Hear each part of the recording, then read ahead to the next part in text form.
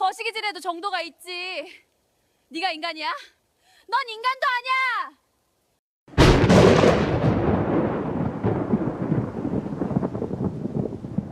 서울 강남 테헤란로. 유리창에 반사된 햇빛이 눈시리게 빛나는 어느 오후였습니다. 38층 펜트하우스 사무실. 책상 위엔 올해의 벤처기업인 상패와 수억 원대의 스위스제 시계가 놓여 있었습니다. 이 방의 주인은 강정수, 자수성가한 IT 업계의 신화로 불리는 남자입니다. 그가 입은 맞춤 정장에서는 은은한 시가 향과 최고급 향수 냄새가 났습니다. 하지만 그 화려함 뒤엔 15년 전 옥탑방에서 라면 한 그릇을 나눠 먹으며 남편의 학비를 대기 위해 식당 설거지부터 우유 배달까지 마다하지 않았던 아내 이미숙의 피땀이 고여 있다는 사실을 아는 사람은 이제 아무도 없었습니다.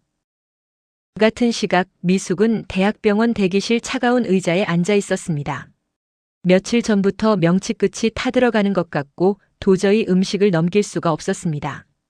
단순히 스트레스성 위험이겠거니 남편이 사업으로 예민하니 나라도 건강해야지 라며 버텼던 시간이었습니다. 이미숙님 들어오세요. 의사의 얼굴은 굳어 있었습니다. 그는 모니터 속 까만 그림자를 가리키며 아주 조용히 그러나 단호하게 말했습니다. 췌장암입니다. 이기 말에서 3기초로 보입니다. 당장 입원해서 수술 스케줄 잡아야 합니다. 보호자분은요? 미숙의 귀엔 의사의 말이 마치 수천 미터 물속에서 들리는 소리처럼 그저 멍하게 울렸습니다. 보호자. 그 이름만 들어도 든든했던 정수. 미숙은 떨리는 손으로 휴대폰을 들었습니다. 정수에게 이 사실을 알리면 그는 당장 달려와 자신을 안아주며 괜찮아, 내가 다 고쳐줄게라고 말해줄 것만 같았습니다. 암이라는 의사의 말에 가슴 답답했지만 그래도 의지할 사람 있어 다행이라는 생각을 하며 미숙은 병원을 나와 남편 회사로 향했습니다. 힘없이 조용히 들어선 남편의 사무실 안. 정수는 탁 트인 창밖을 바라보며 누군가와 웃으며 통화 중이었습니다. 자기야, 오늘 저녁 예약했어. 저번에 갖고 싶다던 그 가방, 내가 미리 사놨지. 미숙의 심장이 덜컥 내려앉았습니다. 자기? 가방? 미숙은 구멍난 속옷 기워 입으면서도 남편 기죽을까봐 수백만 원짜리 명품 정장을 웃으며 사다 바쳤던 사람입니다. 인기척에 정수가 고개를 돌렸습니다. 그의 눈빛은 순식간에 차갑게 변했습니다. 바람 피우다 결정적인 순간에 딱 걸린 그런 상황이었던가 봅니다. 너 뭐야? 연락도 없이 여길 왜 오냐고. 미숙은 떨리는 손으로 병원 진단서를 꺼내 남편 책상 위에 올려놓았습니다. 정수 씨, 나 아프대. 췌장암이래. 수술해야 한대. 먹먹한 심정으로 힘없이 몇 마디 말을 이어갔습니다. 정수는 진단서를 쓱 훑어보더니 위로의 말 대신 짜증 섞인 한숨을 내뱉었습니다. 너 진짜 인생 도움이 안 되는구나. 지금 우리 회사 상장 준비하는 거 몰라? 대표 아내가 암 환자라는 소문나면 주가 어떻게 될런지 생각 안 해봤어? 재수없게 갑자기 무슨 암이야, 암은. 미숙은 자신의 귀를 의심했습니다.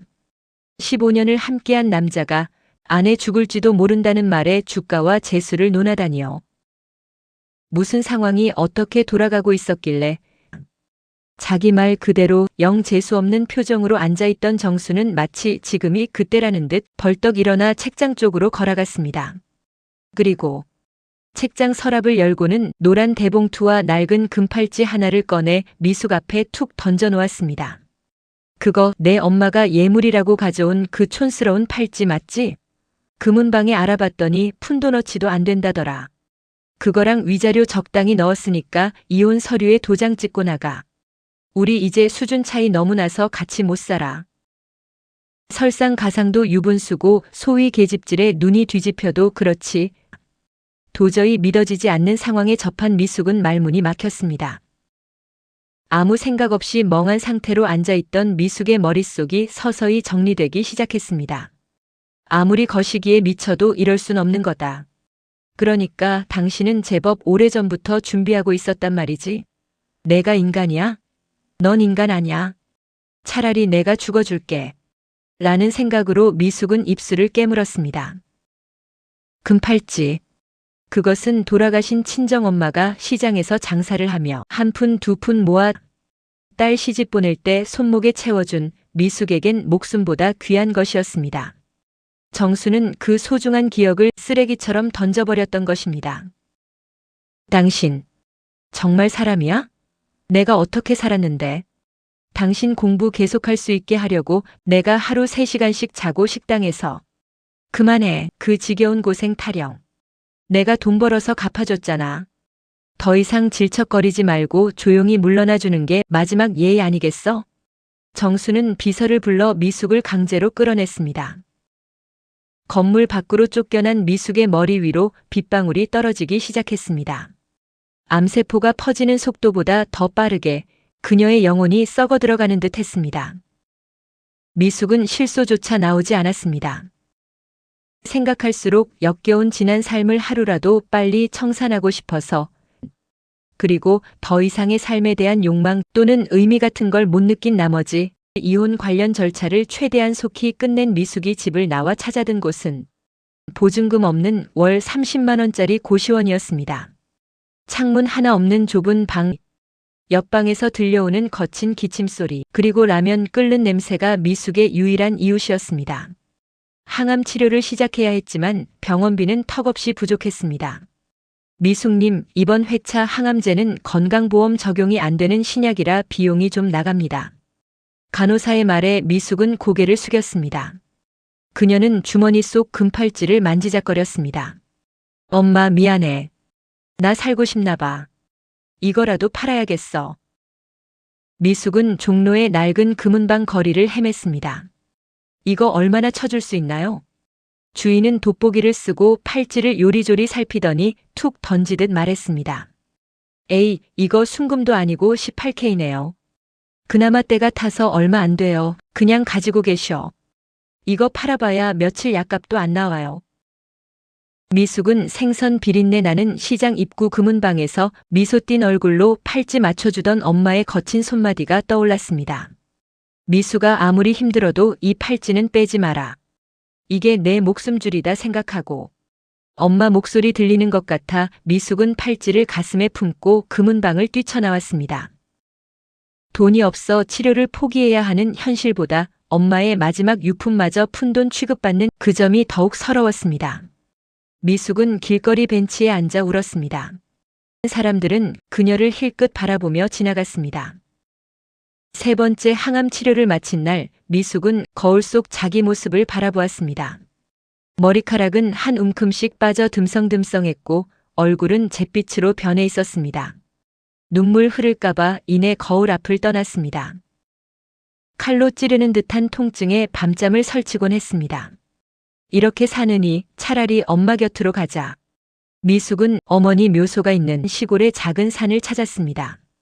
초겨울의 산은 차갑고 고요했습니다. 미숙은 엄마가 좋아하던 진달래 군락지 부근에 앉아 약을 꺼내 들었습니다. 엄마, 나 너무 힘들었어. 정수 씨가. 그 사람이 나보고 재수 없대. 나 이제 그만할래. 그런데 바로 그때 저만치 바위 틈에서 희미한 신음소리가 들려왔습니다. 사람 살려. 깜짝 놀란 미숙은 얼른 일어나 소리나는 곳으로 다가갔습니다. 한 노인이 다리가 바위 사이에 낀 채 쓰러져 신음하고 있었습니다. 등산객도 잘 다니지 않는 길이라 그대로 두면 밤새 동사할 것 같았습니다. 미숙은 항암 치료로 인해 맥 빠진 팔에 온 힘을 주어 바위를 밀어냈습니다. 손톱이 깨지고 피가 났지만 멈추지 않았습니다. 어르신, 정신 차리세요. 가까스로 노인을 구출한 미숙은 자신의 겉옷을 벗어 노인에게 덮어주고 보온병 속 따뜻한 물을 조심스레 그 입에 적셔주었습니다. 미숙 자신이 세상 마지막으로 마시려 했던 그 물을 말입니다. 자네도 몸이 안 좋아 보이는데 왜 이런 곳에? 그렇게 말하는 노인의 눈에 미숙의 낡은 금팔찌가 보였습니다. 왜 이런 곳에 왔냐는 질문에 바로 답하지 못하고 눈물 머금는 미숙을 바라보며 노인은 바로 상황 판단이 된 듯 말없이 미숙의 손을 꽉 잡았습니다. 그의 눈빛은 노숙자나 조난자의 것이 아니었습니다. 깊고 날카로운 세상을 다 읽어내는 눈빛이었습니다. 죽긴 왜 죽어? 이 귀한 손목을 가지고. 자네 팔찌를 봐. 이건 돈으로 살 수 있는 물건이 아니야. 자네 어머니의 기도가 서린 부적이지. 그 기도가 나를 살렸고 이제 내가 자네를 살릴 차례로군. 노인의 정체는 과거 명동 사채시장에서 박귀신이라 불리던 지금은 은퇴한 전설적인 자산가 박치권 회장이었습니다. 그는 미숙을 자신의 별장으로 데려가 최고의 의료진을 붙여주었습니다. 그리고 이렇게 말했습니다. 췌장암이라고 했나? 그건 마음이 썩어서 생기는 병이야. 복수하고 싶지 않나?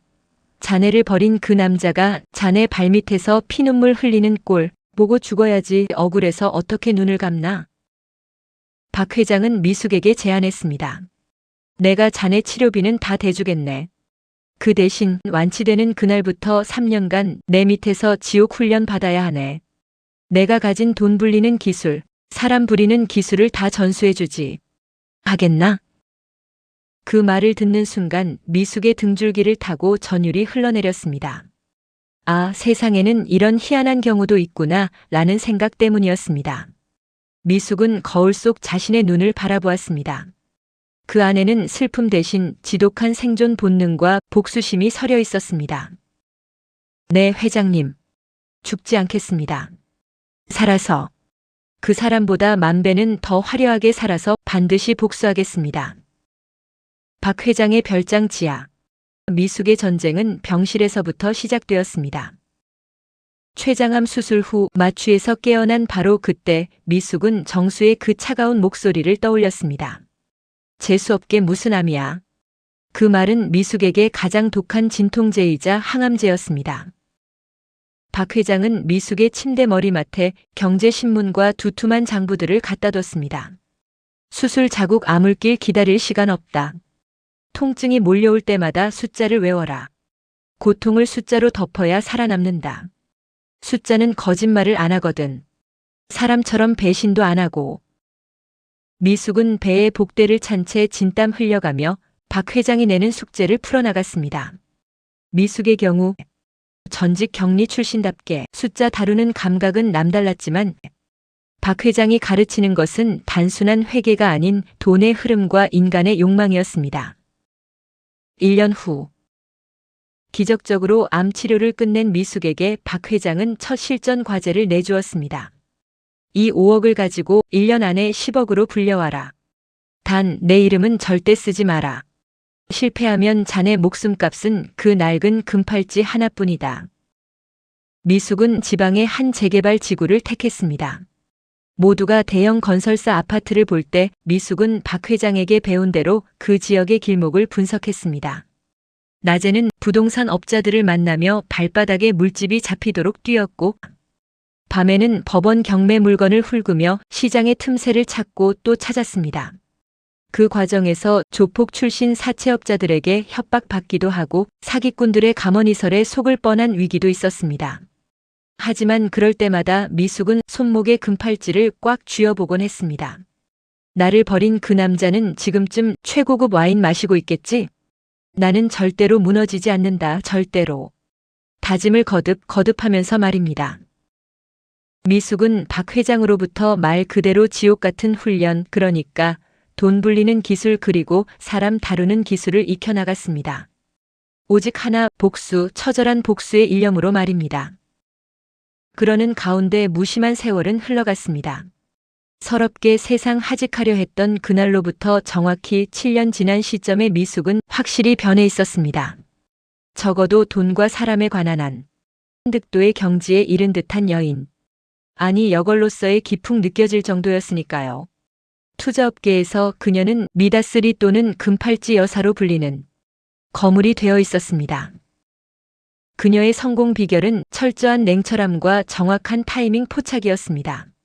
절대로 감정에 휘둘리지 않는 철저히 냉철한 그녀의 투자 스타일은 어쩌면 7년 전 그 문턱에서 잠시 들여다본 죽음의 세계, 그 두려움, 그 차가움에서 비롯된 건지도 모를 일이었습니다. 여걸 미다스리는 그만큼 특별한 존재였습니다. 그런 그녀가 이제 정확한 타이밍, 즉 때가 이르렀음을 간파한 것입니다. 7년이란 세월 동안 정수의 회사 운영 실태를 줄곧 파악해왔음은 물론입니다. 신실함, 의리 같은 인간적 기본 조건, 그리고 냉철함이라는 사업가적 조건이 함께 결여된 자가 운영하는 그 회사의 부실함을 누구보다 정확히 파악하고 있던 미숙이었습니다. 가장 처절한 복수의 일격을 가할 정확한 때를 이미 설정해놓고 그 실행을 기다리고 있었던 거죠. 그녀는 강남 테헤란로가 내려다 보이는 빌딩의 꼭대기층에 사무실을 차렸습니다. 정수 그자의 사무실이 건너다 보이는 위치였습니다. 대표님 요청하신 강정수 씨의 JS 테크 내부 문건입니다. 비서가 건넨 서류를 훑어보는 미숙의 입가에 차가운 미소가 번졌습니다. 한편 정수는 부실하기 짝이 없는 외형적 성공에 취해 살아가고 있었습니다. 그는 참으로 조강지처, 즉 미숙을 버리고 얻은 내연녀 유진과 화려한 결혼 생활을 즐겼습니다. 정수는 수시로 파티를 여는가 하면 자신의 성공 신화를 강연하며 오만의 극치를 내비치곤 했습니다. 돈이면 안 되는 게 없어. 아픈 건 나약한 인간들이나 하는 소리고. 그는 여전히 독설 내뱉으며 직원들을 소모품처럼 부렸습니다. 하지만 그는 몰랐습니다. 지난날 자신의 비서였던 지금의 아내, 즉 크게 믿고 있는 유진이 회사 비자금을 조금씩 빼돌리고 있었고 야심차게 준비한 신기술이 이미 미다스리에 의해 철저히 분석되고 있었음을 말입니다. 미숙은 서두르지 않았습니다. 투망 속에 확실히 걸려들었음에도 마냥 제 잘난 맛에 설쳐대는 차라리 불쌍한 한 마리 물고기 모습 바라보는 그 재미. 솔까말 상당히 악마적 성향의 재미를 느끼고 싶었다고나 할까요? 정수가 무리하게 사업을 확장하도록 뒤에서 자금을 흘려주는 반면 그가 가장 큰 투자자로 믿고 있는 유령 펀드의 실소유주가 바로 미숙 자신임을 철저히 숨겼습니다. 어느 날 간만에 미숙의 사무실을 방문한 박 회장이 말했습니다. 이제 준비가 끝난 것 같군. 그런데 말이야, 진짜 복수는 상대의 모든 것을 빼앗고도 자네가 누군지조차 모르게 하는 거라네. 미숙은 수긍하는 듯 고개를 끄덕였습니다.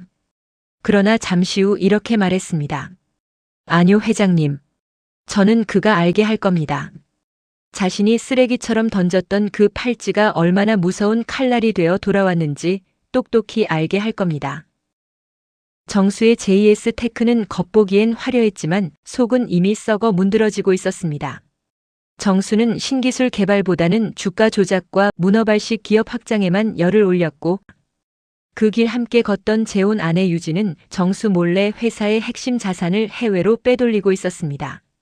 머자나 회사가 얼마나 큰 위기에 처하게 될런지, 그리고 그때 정수는 어떤 모습으로 변하게 될런지, 그러니까 JS 테크와 정수의 실체 또는 가치를 상당히 오래전 이미 간파하고 그 대책을 세워놓았던 거죠. 정수 씨, 이번에 들어온 투자금 500억 말이야. 내 친척이 운영하는 펀드에 잠시 예치해두면 배당금이 엄청나대. 유진의 달콤한 유혹에 정수는 별 의심 없이 도장을 찍었습니다. 그는 몰랐습니다. 그 펀드의 최종 종착지가 바로 미숙이 파놓은 거대한 함정이라는 사실을요.